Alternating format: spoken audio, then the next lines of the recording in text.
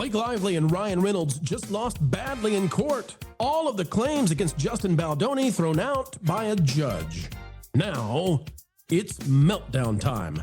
And Mrs. Deadpool is having one heck of a time losing her mind in front of the entire world.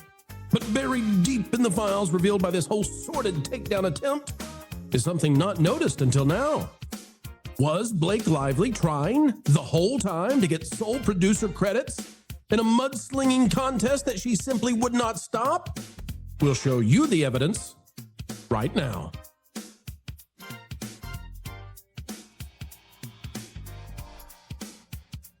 Hello, ladies and gentlemen. Welcome back to the Pro Channel, where we continue to delve deep into the hallowed halls of Hollyweird, dragging them kicking and screaming back to the mainstream middle, the sensible center where money is made.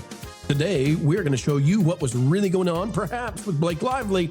Click the like button, and here we go. Pierce Morgan says this: I've read a lot of laughably disingenuous celebrity guff in my time, but this statement by Blake Lively takes the proverbial biscuit. She is destroying her brand with this ridiculous case and is now reduced to playing the "I'm doing it for the world's children" card. Pathetic. And here is what Blake Lively is up to. It's all over her Instagram. We'll click on it. We'll read it to you. Just a brief snippet, okay? She says, "I'm grateful for the court's ruling," in which they threw out almost everything she has, "which allows the heart of my case to be presented to a jury next month, and for the ability to finally tell my story in full at trial for my own sake, but also for those who don't have the same opportunity to, many of whom I have known and loved deeply in my life, and the countless I'll never know." Because you see, folks, it's not about her. It's about the children. It's about the helpless people out there, the people who don't have power, like Blake Lively and Ryan Reynolds.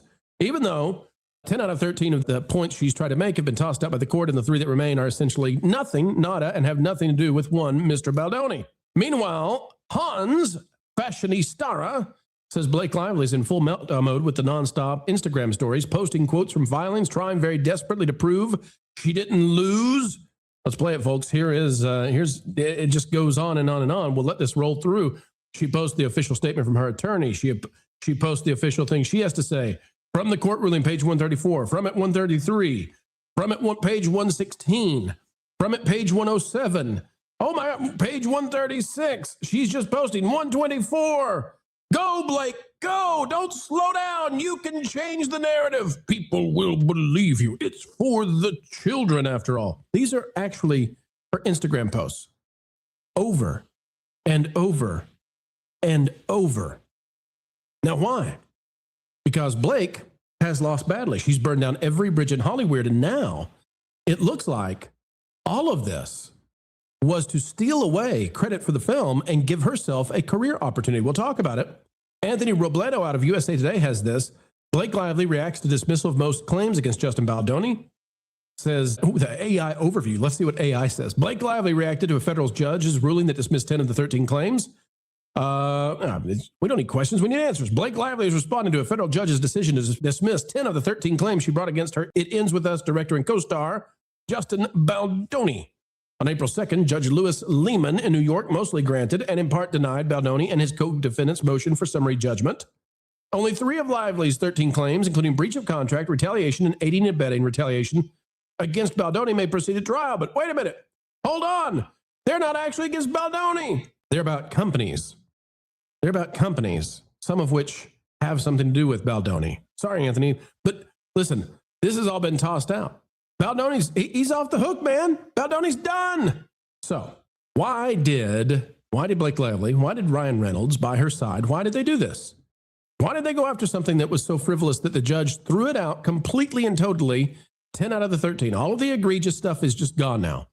Why did they do this, which burned to the ground their relationships with people like Taylor Swift? Why did they do this, which now causes a lot of Hollywood studios to say, nope, not going to work with those two anymore? Disney might still want Deadpool, but other than that, everybody's afraid to touch Blake Lively and Ryan Reynolds. Well, we think we have some answers now based on the filings that came out. This came out on April 4th, 2 days ago. Audrey Rock has this out of page 6. Blake Lively pleaded, I missed the word pled, for recognition and intense letter bragging of immense power. Hang tight, folks. I think we know now.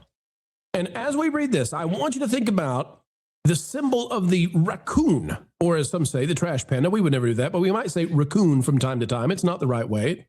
But raccoon, right? It gets something in its little paw, in its little human-like, creepy-looking hand, and it won't let go of it. Even if the hole to bring its hand back out is too small to fit the object, it will not let go of it. And that's what happened here with Blake Lively, I believe. She wanted something so badly that she was willing to go to any length necessary to get it. And when she couldn't get it, there was never an off-ramp for Blake Lively. There was never a way to de-escalate for Blake Lively. It was simply, I must win, I must win, I must win. And I think that's what this has been all about.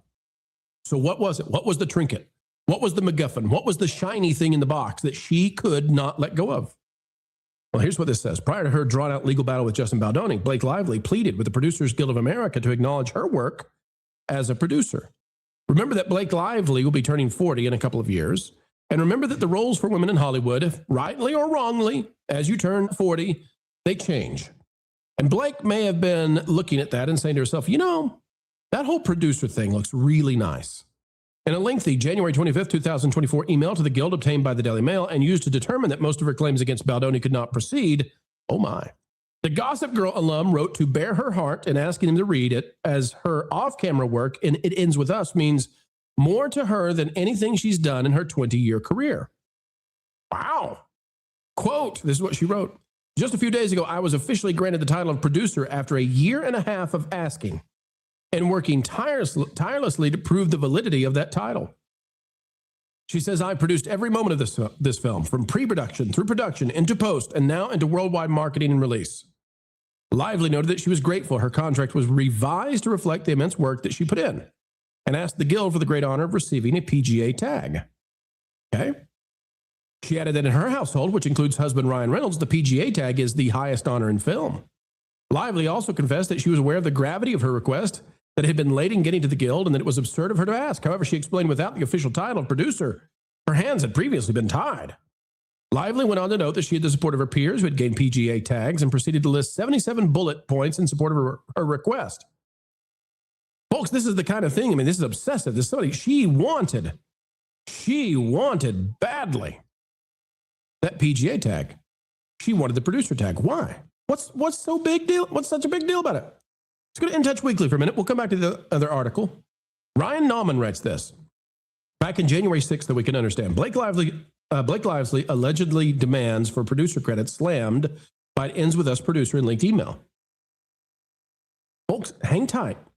Get ready for this. This is what happened with the Blake Lively situation.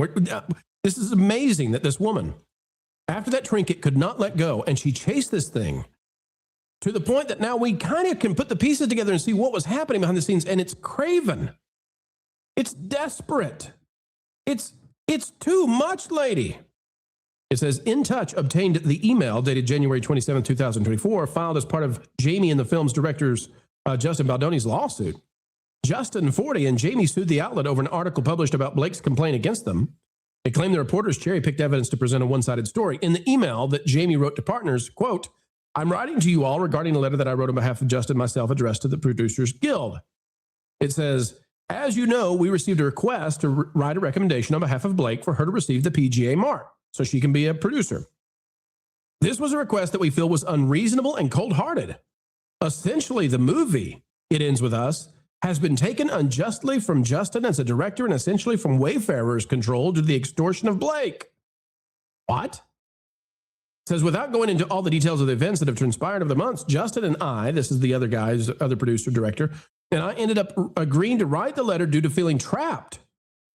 She, Blake Lively, and this was never meant to be released publicly. This is inside the company.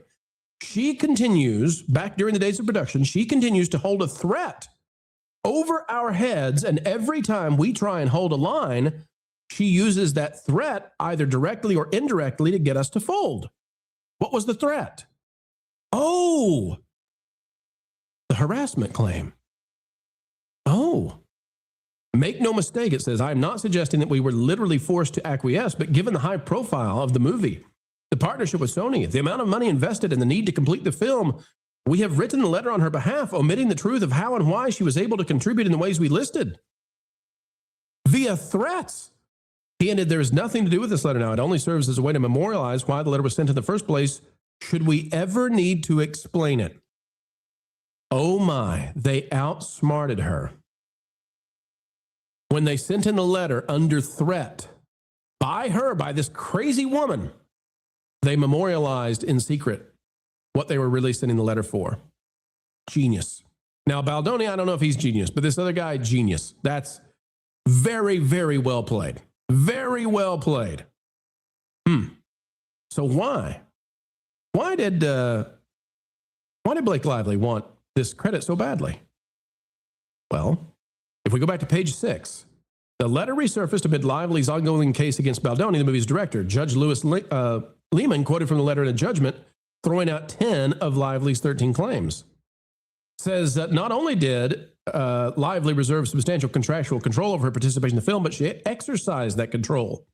She could not be considered an employee of Baldoni or Wayfarer Studios, which backed the film and was instead an independent contractor.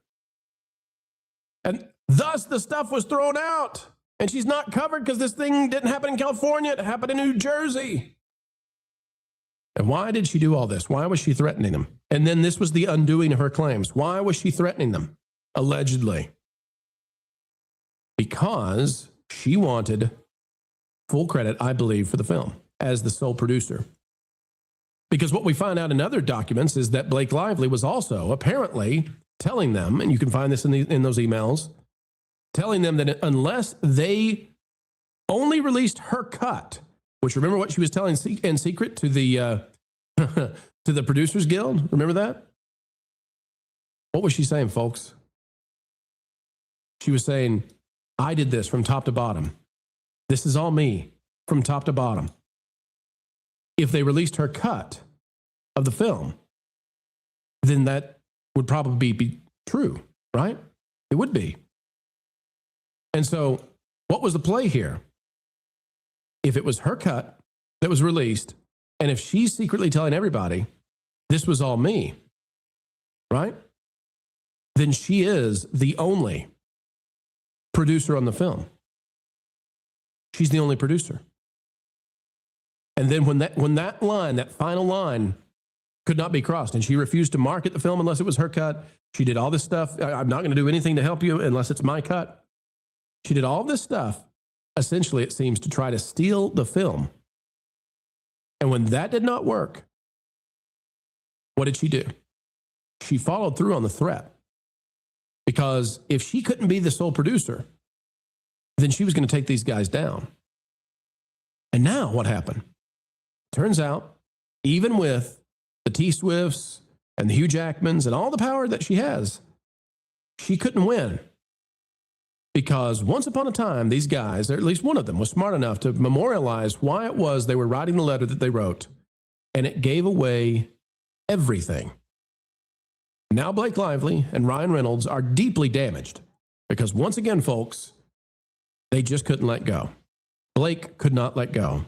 And now you know what this may have all been about. All of the harassment claims, all this other stuff that turned out to be a bunch of muck, is all about getting an exclusive producer credit role so that she could claim that and so she could go on to be a producer and director on other stuff, as it seems she's aging out of the roles that made her famous.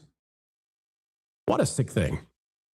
Folks, if this is why it happened, what a sick thing to go after two men and try to destroy them so that you can set yourself up in the future for a career as a director and producer. There are better ways to do it. There are other ways to do it. But for Blake Lively, this was the only way, I suppose, and she went for it, and she went for throats. It's good now that it didn't work out, and she crash-landed badly. Folks, that's the story. That's where we'll leave it. Any more on Blake Lively, Ryan Reynolds? I don't know. We'll see. But Hollywood already showing them, hey, you're even too corrupt for us.